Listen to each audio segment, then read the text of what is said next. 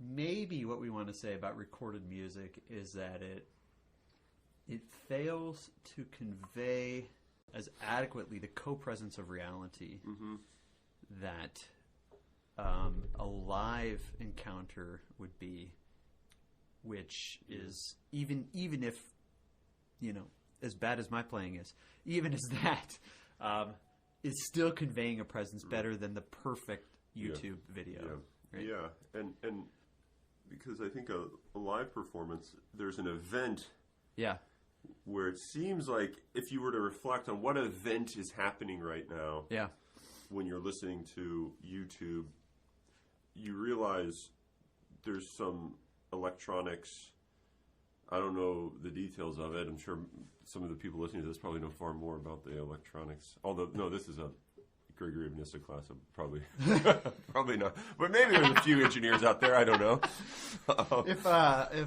If Greer's listening, yeah. So I don't know. I think there's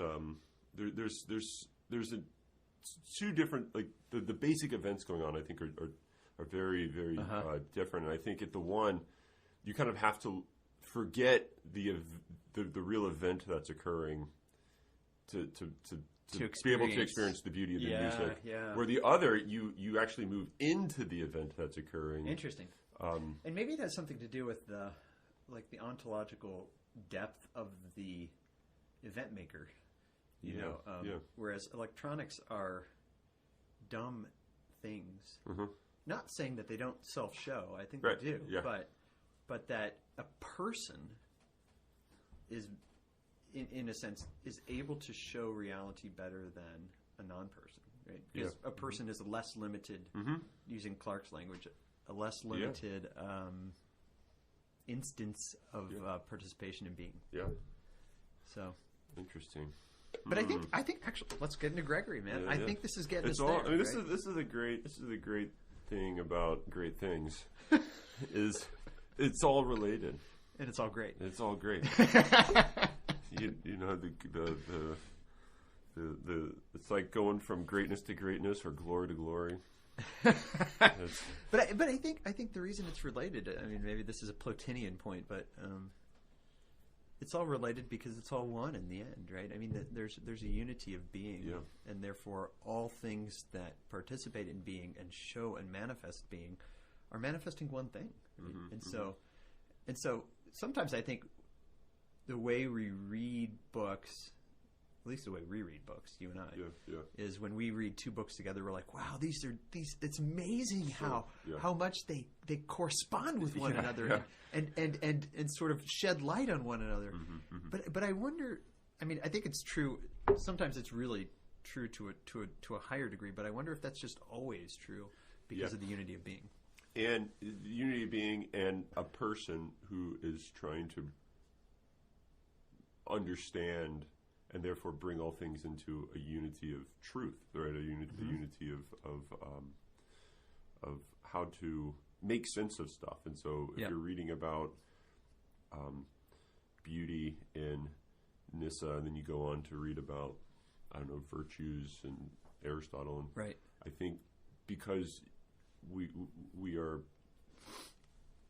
trying to avoid compartmentalizing truth, we are striving for an interpretation, striving for an understanding that brings them together. And so it's almost as if we're built to bring all books you read into conversation with each other, such that they all have to do with each other. 'Cause that's just what it is to know. Yeah.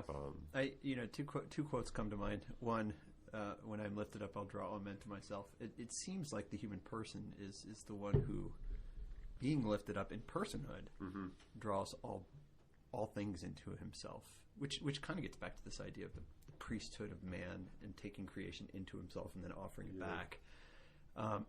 But the other quote I was thinking of was that Pagee quote where he says, talks about the word being passed down in living hearts, and I wonder if it has something to do with like just the anthropology of the human person, that he is, it's him that brings, it's me that can in a living way bring Gregory and Schindler together in one. Right. whereas it can't just happen by. Right. I'm looking on the table here with your book stacked on top of it. It doesn't just happen by one book being stacked on top of the other. It has to happen in a living heart. Right, right.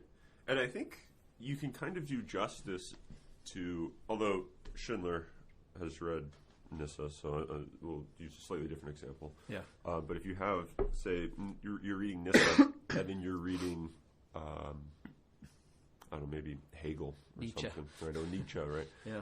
And you think you can kind of do justice to both of those thinkers, right? In virtue of putting them into conversation, and maybe giving rise to a deep understanding of each of their thoughts by bringing them into dialogue with each other. Now, they don't literally come into dialogue because they're both dead, but they come to dialogue in a very real sense by you dialoguing them together, right? So it's kind of you do something really interesting. You sort of resurrect their thought and bring it together such that it like perfects their thought in this way. And I think that's maybe something really profoundly good about the human person, is that we're capable of doing that. And I wonder if the point of that isn't to say, see, Gregory and Nietzsche actually agree here, although that does happen. But the point seems to be that you become the living sort of coincidence of them, if we want to put it that way, right? So that what Nyssa said and what Nietzsche said become incarnate in a new way, in dialogue, in your very being, right? In the way that you exist. That's just so Plato. I need to read more. The Phaedrus. Yeah. Oh, really? Yeah. Yeah. It talks about the living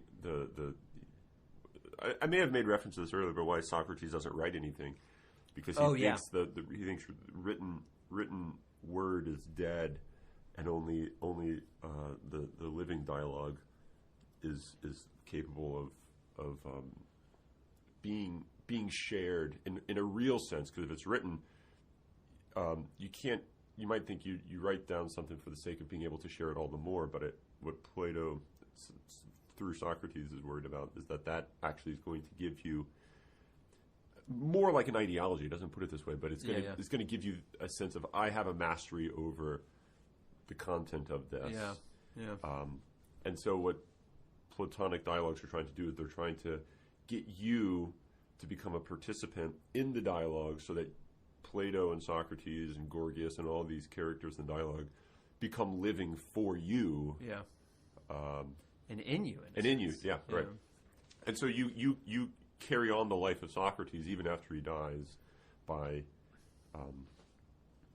engaging in his inquiry in his life for your own. Right. So it seems like then the real point is not to follow a text. Sounds like Giussani.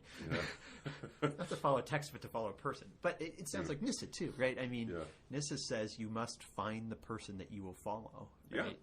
And the backside of God from Moses, but also going all the way back to Macron at the beginning of our class, when he talks about following a living example of this. And example is not a strong enough word. It's like a living presence of this reality, right? And I think that comes up here too, actually.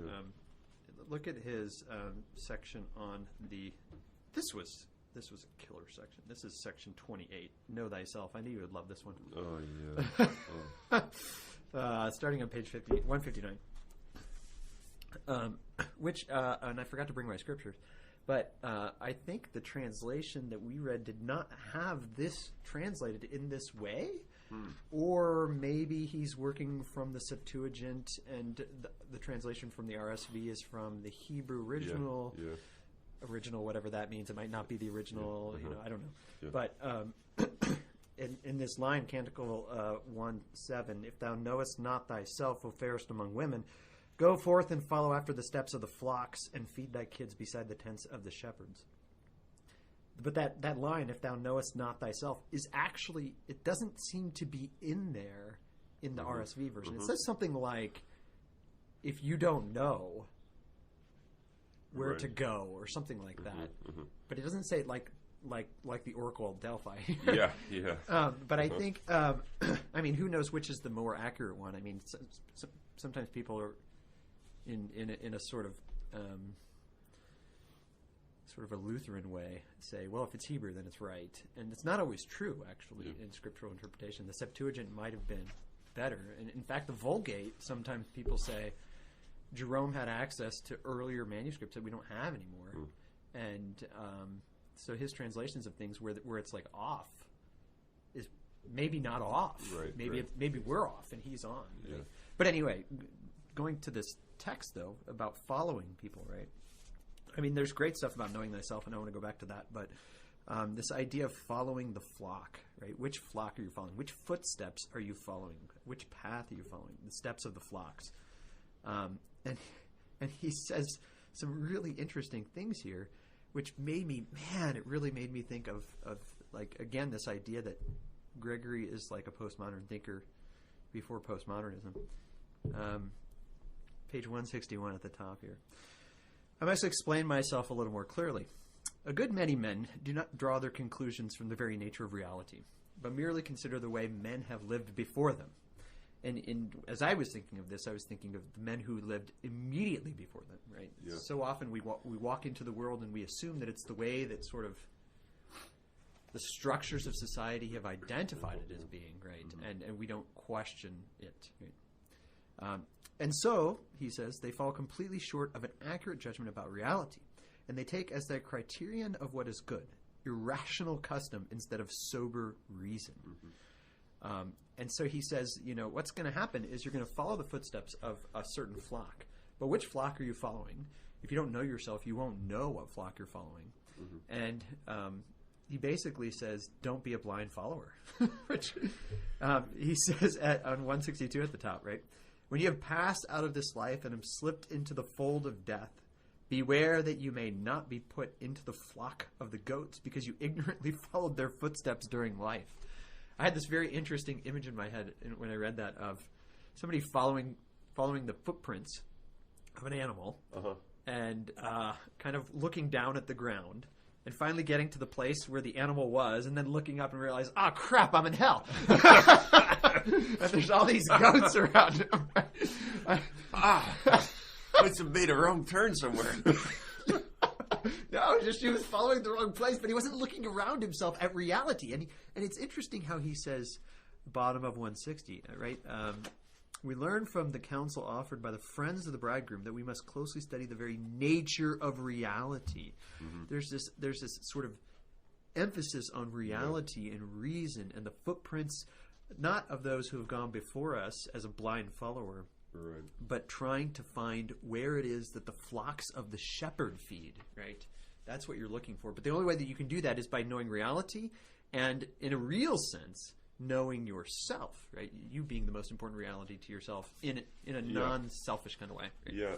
So as you were speaking, I was trying to so I teach this letter of Seneca when I do ethics. And I hope some of these students of yours that I've had in ethics picked up on this. This is almost a direct usage of this example. I don't have my books with me because I'm in Dr. Yankovic's basement right now. And your books are just crawling with coronavirus. My books are festering in my office. So I just did like a short little short little Google search, and all I could come up. This is from that letter. I forget exactly what letter it is, but so this is Seneca. Quote, we should not, like sheep, follow the herd of creatures in front of us, making our way where others go, not where we ought to go, end quote. And he goes on to say, because if we do that, what we'll find is just as the herd of dumb animals might run off the cliff and the bodies pile up at the bottom of the cliff, and if you're not looking where you're going, you're going to like be following the arse of the of the pig. The sheep in front of you. No, the goat. The goat. and you'll end up at the bottom of the cliff. Yeah. And he says instead you need to follow reason. I mean, this is like central to Stoicism is that it's like reason, which is the principle of life, not custom. He contrasts custom and reason, and so I think which is exactly what he's doing. I would hope that there was a dissertation somewhere written on Nyssa's use, because it's just straight out of the first 2 pages of Seneca. So I hope someone has made this connection, because it's and Stoicism is a sort of an offshoot, a continuation of the Platonic Socratic school. So this is I think in some ways to be expected, but it's also very like punk rock and roll, which is why he seems postmodern. I love it. We need to have a punk band that just sings like Gregory's commentary on the Song of Songs or something like that. Yeah. Yeah, but I read this thinking, oh man, this is incredible. Yeah. Interesting. This is why this is so good to do this together, right? Because you have a background that I do not have. And so when I'm reading something, I'm like, oh, Gregory's making some really good points here. And you're like, it's all in Seneca. Well, no, he's making... not that it's all in Seneca. Not that it's all in Seneca. They're good points. I mean, it's something I think that... I think it just sort of shows you that like Christianity is this beautiful,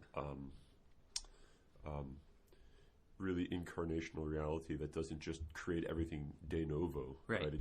It's you're taking these truths that were actually in the pagans, the spoils of Egypt. And bringing them to it's like planting the seeds, and then now they can like flower properly and even more fruitfully. I mean, that's St. Paul, right? He says it's the Holy Spirit that waters and shines light on the seeds that he says he plants, but we could take this to mean also Seneca planted, right? In a sense, right? Or he planted in Seneca.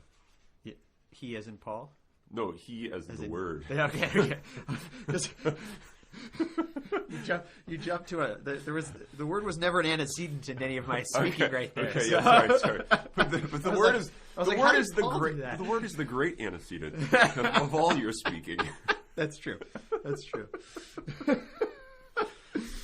But here's an interesting thought though of knowing thyself, right? So he's very concerned that you follow the shepherd, and of course the shepherd imagery is very very Christic, right?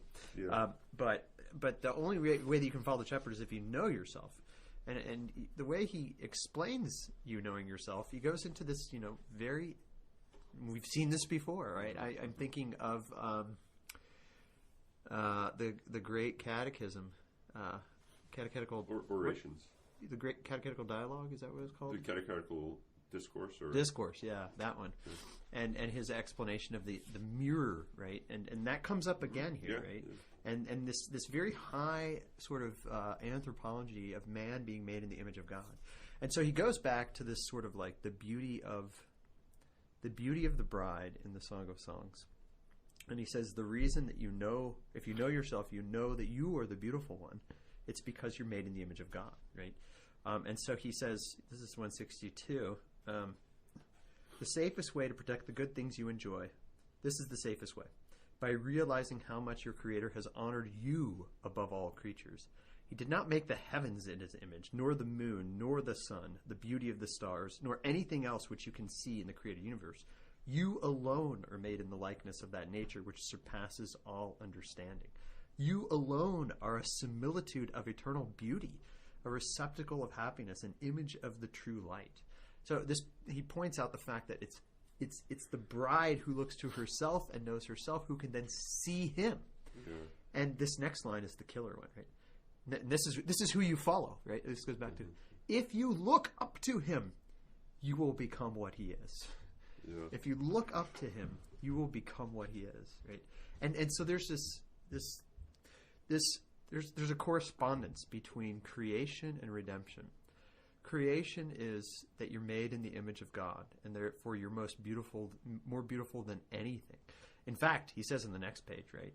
If you realize how beautiful you were you would not admire anything else in the world. You would despise the entire universe, right?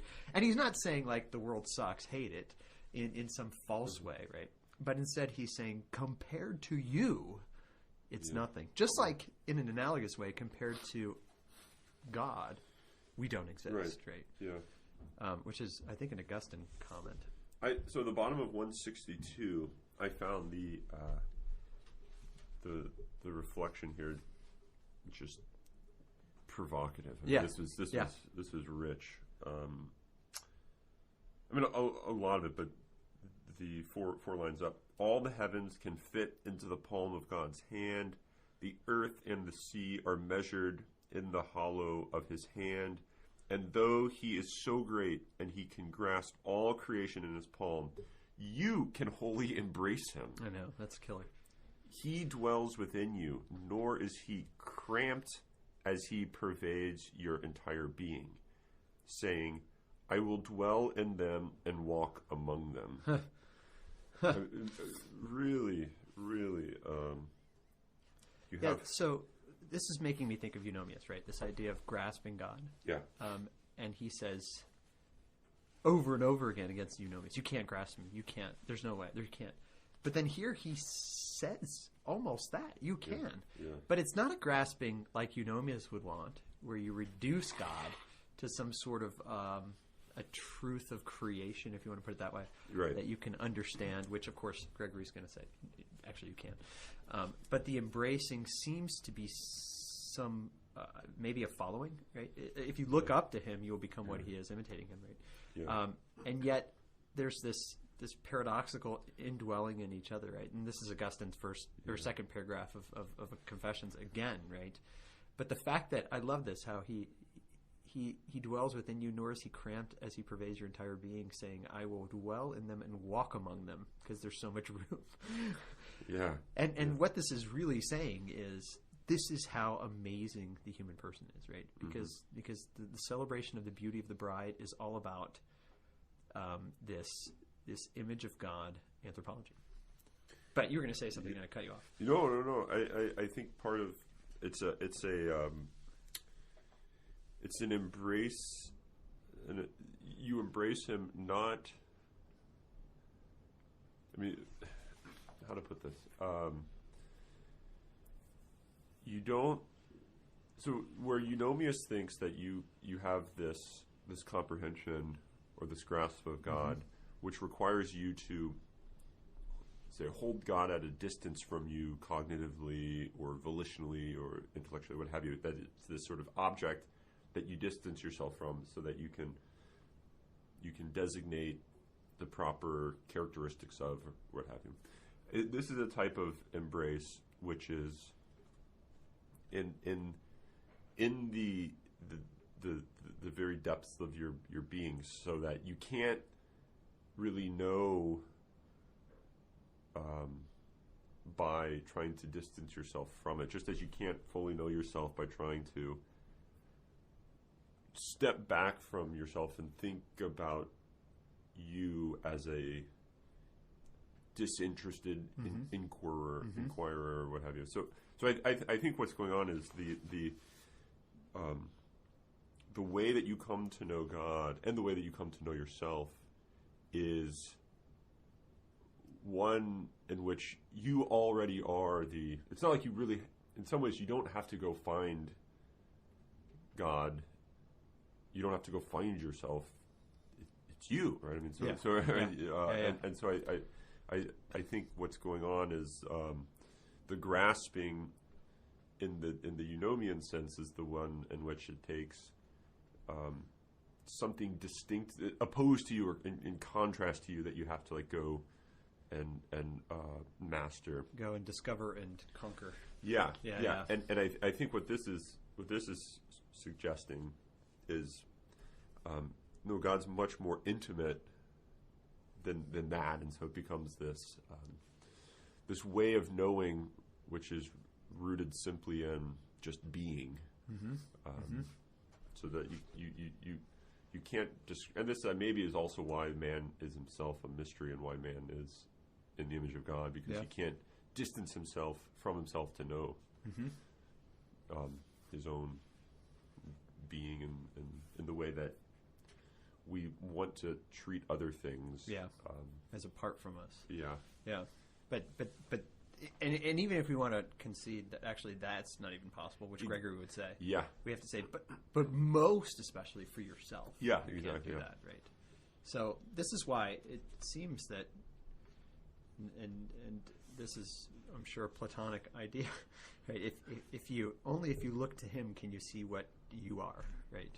Only if you're, which is why sort of a secular anthropology, using secular in the terminology of sort of a denial or an idea that we need to look at the base of reality or what's common amongst us. You can't see me putting quotes on those things. and think that, well, let's get the base and then we'll add God on top. Like that's you've lost the base. Right. You cannot separate the things like that. If you do, then you don't know what you're talking about. And I think that's in a sense what it means to know yourself, right? In this way that he's talking about. But he has this this other point that he makes about knowing yourself in the next Danielou nugget, the odor of spikenard, right? Where he comments on Songs 1:11. My spikenard sent forth the odor of him, right? And of course, when I read it in the Song of Songs, I didn't think, oh wow, it's the odor of him that it's sending forth. And I'm like, right. Of course, I just kept reading, right? Yeah, because I wasn't reading scripture as you should, as Gregory is teaching me here, right? But there's this very interesting co-presence. I'm going to use Schindler's language here. Co-presence of the Word and in man, right? Where the way that I know Him is by knowing myself and knowing others. He talks about at the top, or more at the top of this page, 164. In this text, I think the Word teaches us that by His very nature, He transcends the entire order and structure of the created universe. That he's inaccessible, intangible, and incomprehensible. But in his stead, we have this perfume within us, distilled from the perfection of our virtues. And this imitates in its purity his essential incorruptibility. In its goodness, his goodness. In its immortality, his immortality. In its stability, his immutability. And in all the virtues we possess, we represent his true virtue, which, as the prophet Habakkuk says, covers all the heavens. So the reason that the spikenard sent forth, my spikenard, sends forth the odor of him, is because of this language of the mirror again, right? That in the next paragraph he says, even then he would not be able to look steadily upon the word of God, even if he was perfected, no more than he could the sun. But he can look upon the sun within himself as in a mirror. For all perfect virtue of God sends forth rays of sinlessness to illuminate the lives of those who are pure, and these rays make the invisible visible and allow us to comprehend the inaccessible. So there's this very interesting and what was coming to my mind as I was reading this was the materiality of man and his own sensory. Like I'm not an angel that just thinks stuff, but I perceive things sensorily. It seems to be that man, by his perception of the sensory, is able to know, not just know God in a sense by abstraction almost, but to see him really, and most especially in the human person. But there's this knowledge and this unity with the word that takes place in my own mirroring of him. So that it's like, well, how he puts it, right? You can look at the sun through a mirror in a sense, but not. Although that's kind of hard to do too. Yeah, don't recommend it. Don't recommend it. Yeah, don't try this at home, kids. but there's this idea that it's me that becomes him, right? Which he uses that language, right? Right. If you look to him, you will become what he is. It's me that becomes him, and therefore I am able to see him and know him in myself. Yeah. Yeah, and I mean, you don't have to say anything. No. Just interested in your thoughts on that. Yeah, no, That's hard to comment on. Well, the next page is really interesting too. How he talks about Paul. I had something just interesting about at the very beginning of this. He's saying, "What is spikenard?" First of all, right? And I like the little. I was getting ready to look it up, so I'm like, I'm an ignorant fool. I don't know what spikenard is.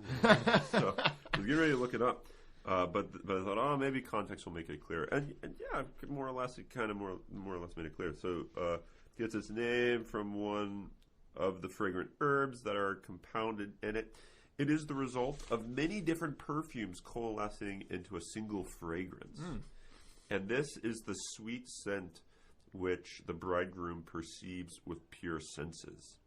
So, I thought that was kind of interesting that what you have is a single fragrance brought about by many different perfumes coalescing. Together, so you have this, and then what it is it's the fragrance, the singularity of this fragrance, which is what allows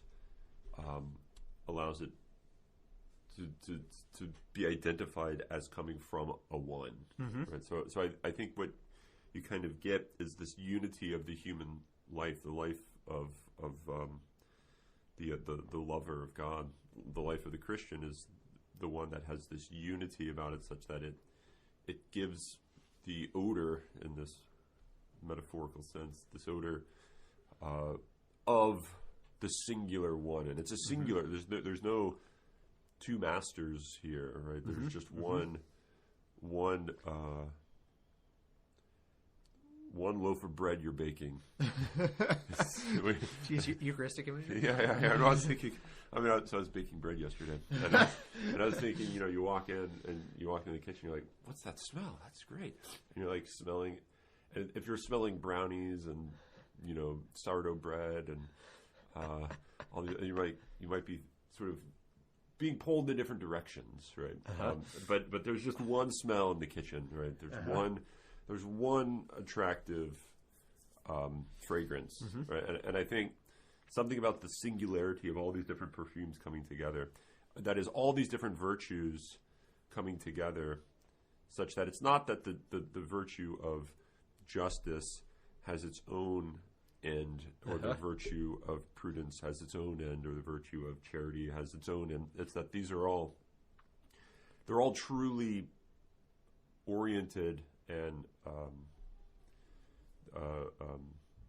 they direct you and the person that sees the virtuous person sees their life as oriented towards a single final end. So I don't know. I found the many perfumes being brought to a single fragrance as an interesting image of the many virtues being brought to a single end. Which goes all the way back to Gregory's On Virginity, right? Where he has this big explanation at the beginning. You remember, all the virtues are really just. Yeah. Like you can't have one without the others. They're all united in such a way, and in some sense, he says the unity is all in love. Yeah. Right. And here's a I know you're kind of interested in evangelization stuff. I was about to talk about that too. Okay, because I thought it was interesting that the fragrance. So it seems like all that's needed in order to attract is that you bring the unity of these different perfumes together, right? So it has to do more with living a unified life than it does with having to like add something extra to that life. So that it's not like you have all these perfumes, and in order for them to be properly oriented towards the one beloved, you have to add a third special oil. Orientation oil. Orientation oil. No, but rather it's simply the coalescing of all of them into a single fragrance. So I think that's an interesting analogy. That what is it that's attractive about a Christian life that maybe is what inspired you to become, or want to become a holier person. It It was the unity of their life for a single purpose, such that everything they do throughout their life bears the mark of the same thing. Whether it's them cutting the grass or building a chicken coop. Which is coming along. Yeah, it's looking great. But it's that all of it is ultimately it has the fragrance. It has the same fragrance, right? I think it's just when I read that, I thought that was kind of a neat analogy that has this implication for evangelization. Well, it also, I wonder if that's true in that way, because what does, I'm thinking of Plotinus here. What do we want? We want to be united with the one. And so there's the reditus that's happening towards the one. Yeah. Right? And so what attracts us is radical unity, right? But also in a Trinitarian sense, right? The many perfumes coalescing into a single fragrance it's not like, he's not saying they become one perfume. He's saying they become one fragrance. So there seems to be some sort of Trinitarian analogy you could make with that and say, just as there are many perfumes in one fragrance, or that there are many members in one body, right? The unity does not destroy the distinction, right. But actually, in a sense, makes it more distinct. I don't know how to put that right. Yeah, and in some ways you wouldn't have as perfect a unity if you didn't have each of those parts. Which is, I think, what the revelation of the Trinity is saying, right? If the one actually is a three, then perfect unity cannot be just a one. Yeah. It's just not a unity. It's maybe just not a unity. Yeah. Oneness is not a unity in and of itself. It has to be, as Ratzinger would say, a multi-unity. Yeah. Right? Yeah. But because to use Norris Clark's terminology, to be one is to be for another. That's Ratzinger's terminology too. Plato to me is Ratzinger. That's how it's becoming, isn't it? But back to the evangelization point. He actually makes this point in an interesting way on page 165 when he says that Paul is a bride. And ultimately, Paul is an example of, I think, of all those united to Christ are the bride. Right? Paul is the bride because he is the good odor of Christ, as he says in 2 Corinthians.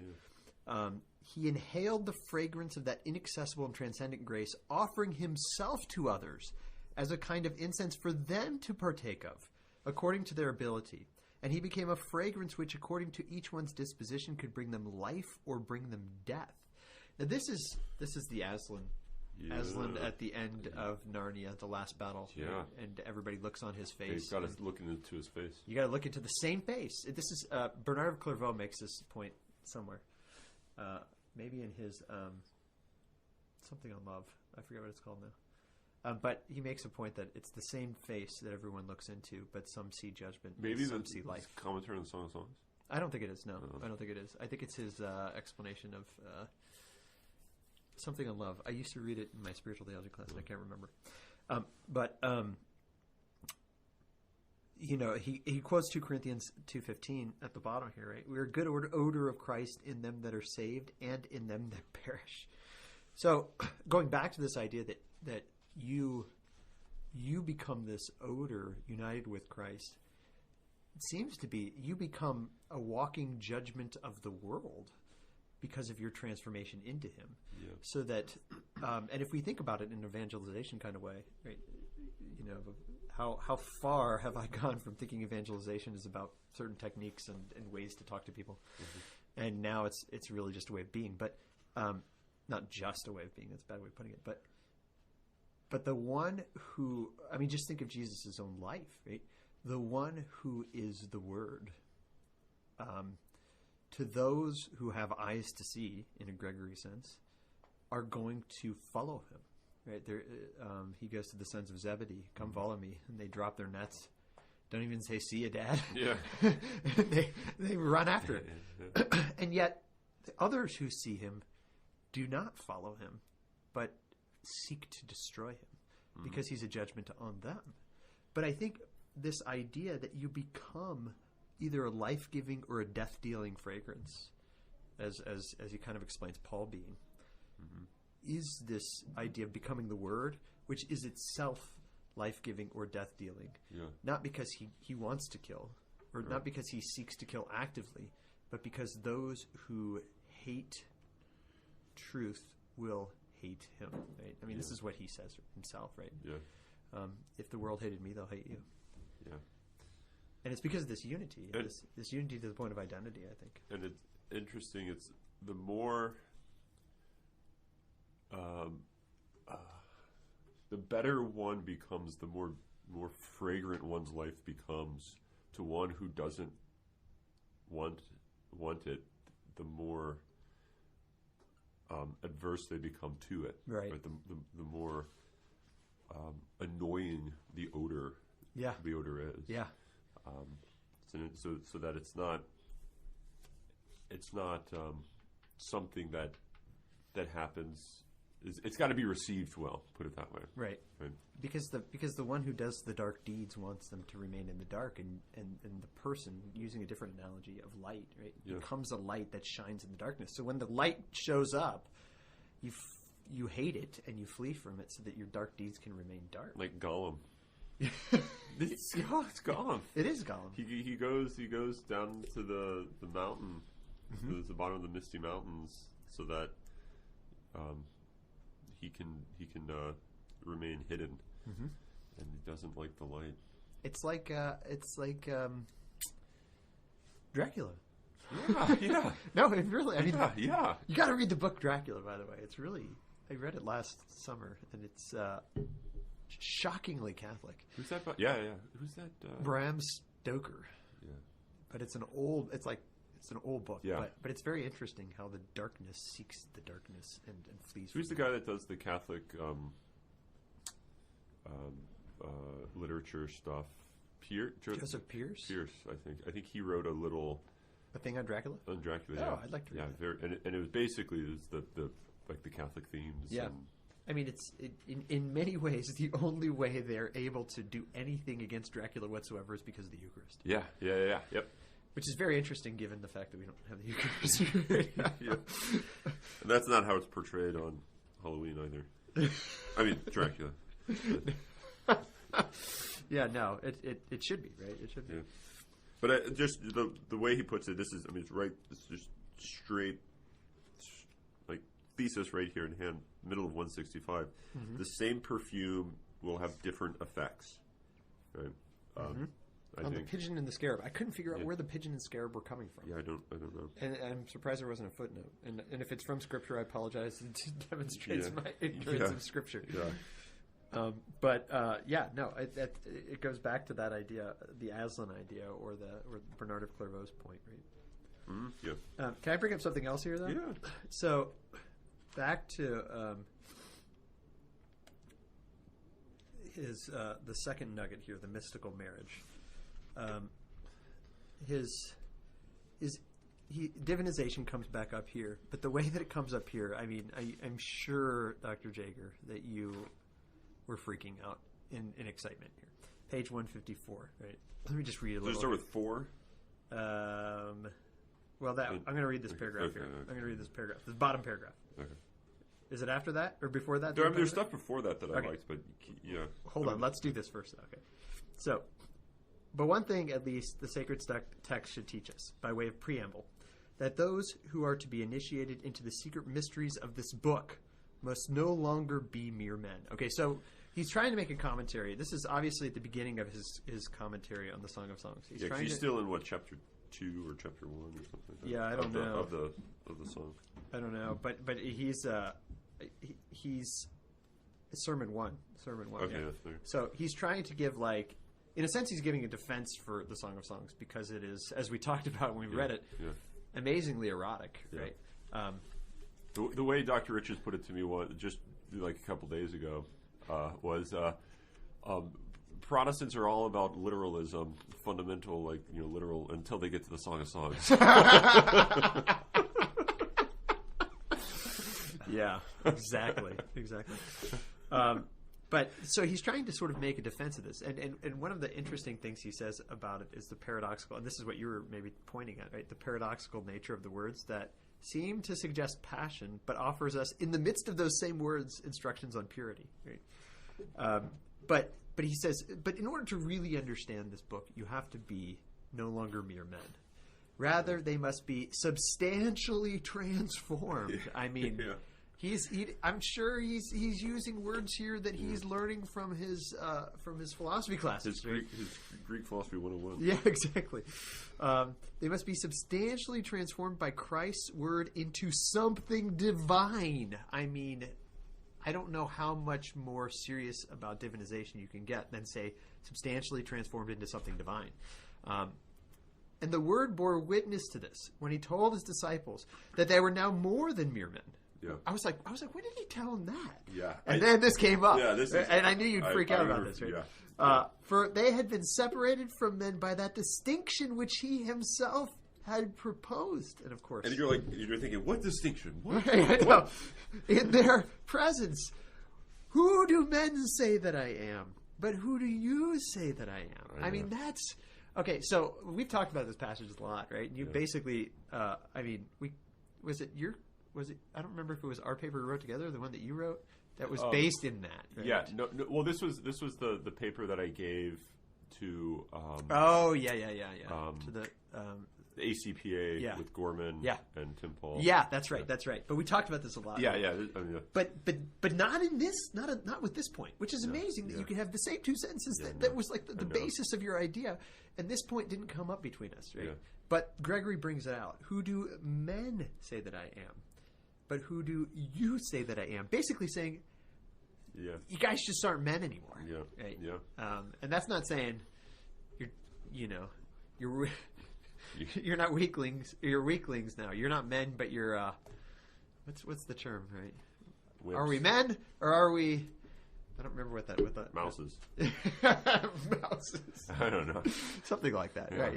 Yeah. So that's not what he's saying, right? But it's the other way around, right? You've become more than men, right? And I think that is to bring out that distinction in that passage in Mark is fabulous. Yeah. Right? Oh yeah. And it really makes me. I mean, it sheds light on a lot of the stuff we were just talking about with the divine image, right? Imago Dei, and the fact that the bride is the beautiful one. Because she is the reflection and the odor of him. But at the same time, it points to this idea of that you cannot understand the Word unless you have been divinized. Yeah. You can't see him unless you've been cured, healed of blindness, right? Right.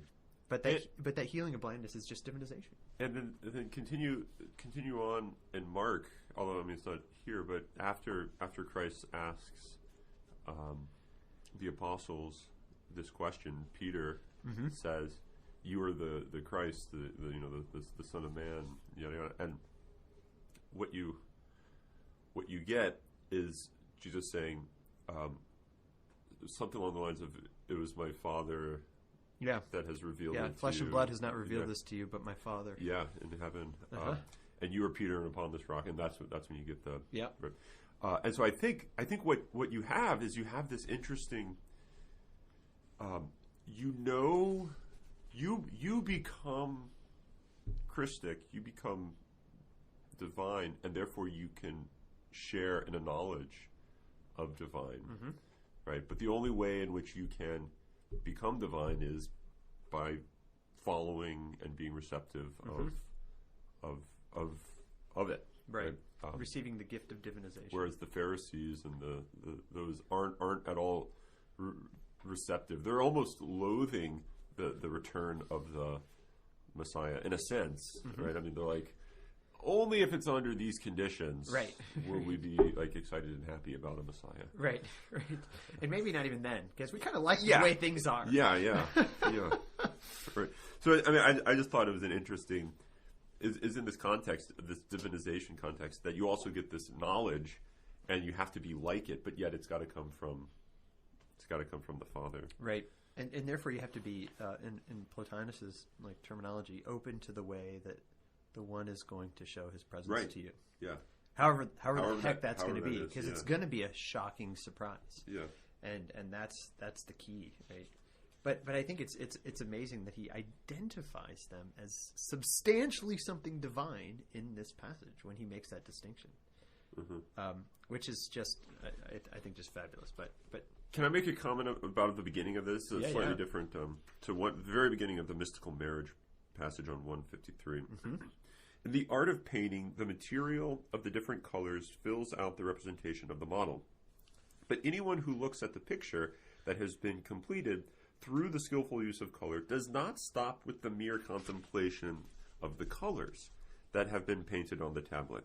Rather, he looks at the form which the artist has created in color.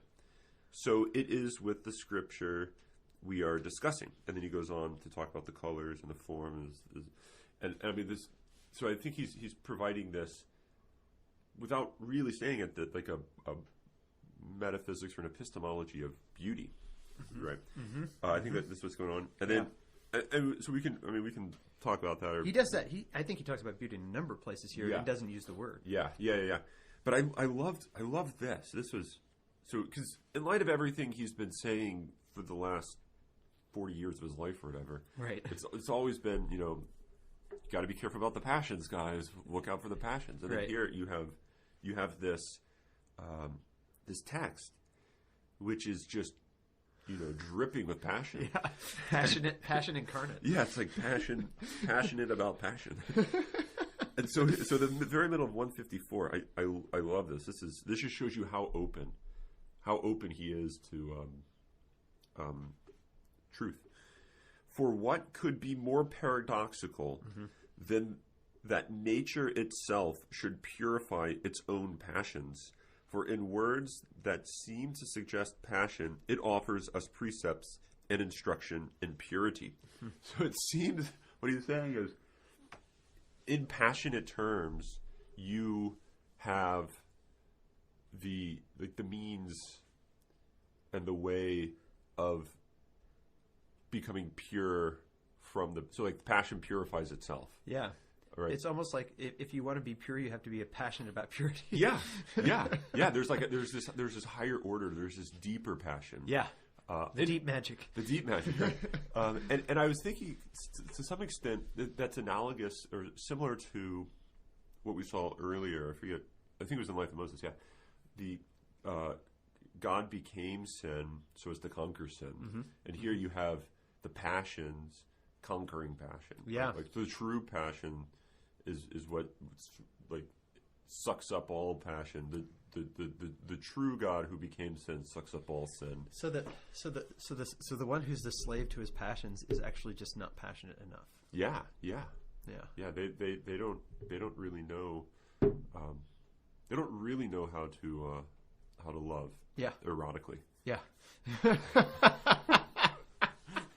Losers. Prudes. Squares. Yeah, I just thought that was cool. I think that really matches though with this other point here on 155 at the bottom, because if you're just not passionate enough, right, it's because you don't recognize what perfection is. I mean, go back to the beginning of the life of Moses, right? What is perfection? But it is the progress to the good. Right? Yeah. But here and here comes this perpetual change idea again, right? He talks about this as he's talking about the resurrection. But this is bottom of 155. For any enjoyment of him only increases our desire for a greater share in his goodness. Such was Moses' love, such was Isaiah's, such was John's when he called the bridegroom. He that hath the bride is the bridegroom, but the friend of the bridegroom rejoiceth with joy because the bridegroom's voice. So there's this interesting point that he makes, that any enjoyment that you have of him should, if it's true enjoyment of him, it's not a satiating satiation. Yeah. It's only going to increase your desire for a greater share in his goodness. And this makes me think of the passage that we kept talking about, the hand-dripped myrrh on the gate block. Yeah. And you are so passionate for him, and you open the door and he's not there. Not that you don't receive him. Not that you don't receive him. I think this is the point that Gregory's trying to make. But rather, it's because when you do receive him, you recognize what you have received is not the half of it, right? And not even not the half of it. There's so much more that you almost. This is the Lubbock swimmer analogy, right? Yeah. You almost. This sounds bad, but you almost push aside what you've received in order to stretch forth for the greater, right? Yeah. Because you recognize, I thought this is what I wanted, but it's not what I wanted. It's that I want. But of course, it's all him that you're talking about, right? Yeah, yeah. There was somewhere in here where he talks about the. Oh, here's another passage here. While you're 159, okay. Right before "Know Thyself." This is what the bride says in anxiety over her God-given beauty, asking to know how her loveliness may abide forever. Right? Show me how I can stay this way. Still, she is not yet thought worthy to hear the voice of the bridegroom, for God has greater plans for her. He wants the beginning of her enjoyment to arouse a greater yearning for him, that her desire might give zest to her joy. I totally thought of that in a culinary. Yeah. I mean, I don't know if the term's a culinary term in Greek. I assume it is. Yeah. But that you don't have true joy if you don't have desire for more, for a deeper union. Mm-hmm. Because it's that which actually gives zest to the joy. It's that which gives. I almost want to call it the joy of joy is desire. Yeah. The joy of joy is desire, right? This is why agape can only be agape if it's erotic, and eros can only be eros if it's agapic. Yeah. Right. Yeah. And I think that's Ratzinger who uses that language in Deus Caritas Est. Yeah. So that. Her reception of the king is not to be a satiation, but is only to excite greater desire. I mean, this is scandal stuff. Her reception of the king is an aphrodisiac for her greater reception of the king. Yeah. Right? Mm-hmm. That's really what he's talking about. Right? Yeah. I see you're still searching for something. I'm not going to find it. There was somewhere in here where Gregory mentions. And how? Maybe it was right around where you were reading. And how does this satiate, or how does this satisfy? I don't know. I don't think I'm able to find it. But I think I remember that part. Like he asked himself the question, and how is this? But I don't know. Yeah, the thing I really like about this book, the way that the texts have been compiled is you get the opportunity to read it without having exactly to put all the pieces together, because of it being so that when you get to the end, what matters is, do you have a better understanding of the truth of what was trying to be communicated, right? Rather than knowing this text. Have you read all of his words? Yeah. Right. Yeah. So I thought, I'm going to take Danielou's word that he's selecting some juicy nuggets. Yeah. Right. And just so it's kind of like little meditation. Chunks. Yeah, this. 2 points as you keep searching here. First, top of 158. Where dost thou pasture thy sheep, O good shepherd, who carriest all thy flock upon thy shoulders? For the one lamb which thou tookest up is the entire human race, which thou didst raise upon thy shoulders. This is going back to this Solidarność anthropology, as I called it, right? This unity. When you think of the good shepherd going out and finding the lost sheep and then putting it on his shoulders and bringing it back in joy, he says the lamb is the entire human race. Yeah. Right? There's a unity in the human race, and that his resurrection is a salvific for the entire human race. Which, this is why I think we'll see we see this idea of a question of universalism too, right? Because it seems like the Solidarność anthropology points to something like that. But he does mention hell in here, if you remember that part. I don't remember where I told you guys to read to. 173, was that it? 72, I think. No, it should have been 73 because that's where that section ends. Oh. I don't remember. No, I can't find it where he talks about hell.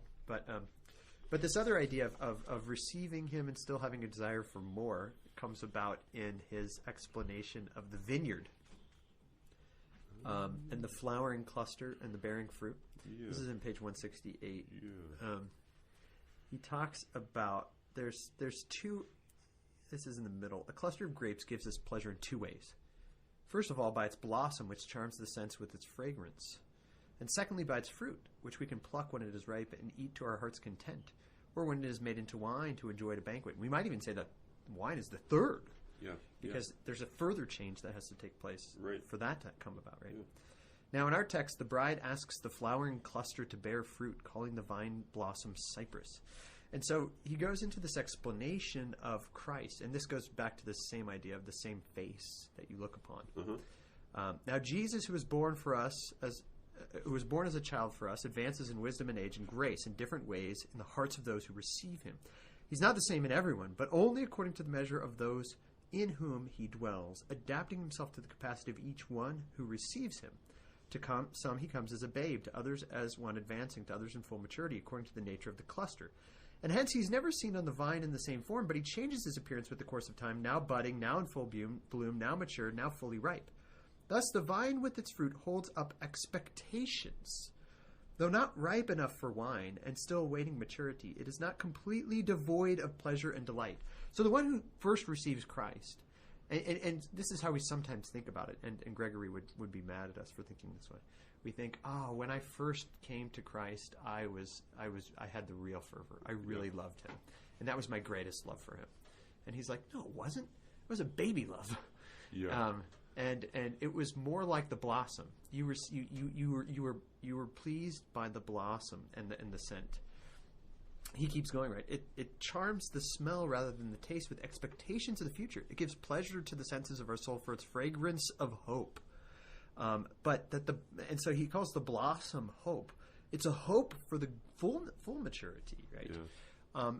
In some sense, though, no matter where you go towards the Christ, there's always going to be something further that could happen, that could mature. Mm-hmm. And that's this perpetual progress, right? And so the one who first comes to Christ is attracted by the blossom of the flowers on the vine of the grapes. Your grapes don't have flowers yet, do they? No. They're coming, though. They're Yeah. coming. I see some leaves. Yeah. But the grapevines are... They're growing. They're growing. They're there. They look dead, but they're not. Yeah. So the first person that comes, the baby that comes, is going to receive the delight of the blossom. And the blossom is not that you see Christ, the person who really comes to him. It's not that you see him and think, I wish I just had him better. But you actually take delight in what he is and how you can receive him, even though there's an expectation of more. But in a sense, it seems like what he wants to say is that it's always going to be like this. Yeah. So even when the grape is mature, you have an expectation of wine, right? And even when you receive the wine, there's more expectation. Like there's always going to be an expectation of. There's always going to be, and maybe, maybe this is scandalous to say, but maybe we want to say something along the lines of, if one is united with God in the beatific vision in the end, hope doesn't die away. That charity is the only thing that remains, we say. But maybe charity has, or maybe we can still say that, but charity has hope within it. Yeah. Because there's always hope for more. Is it? I vaguely recall Ratzinger saying something like that in Space Salty. He probably does. Faith and hope. Yeah, I think he thinks faith and hope. Hope is... You'll have to read it, folks. I forget. But he says something about the unity of faith and hope. Okay. Yeah. I mean, he says it in his introduction to Christianity, too. He says faith is love. Yeah. Which is... so he's just continuing his own thought in that and just bringing hope along with it. So, But we're over time here. We gotta end here. Maybe we can. We gotta bring up some music to play here. Yeah. Put on some Yes.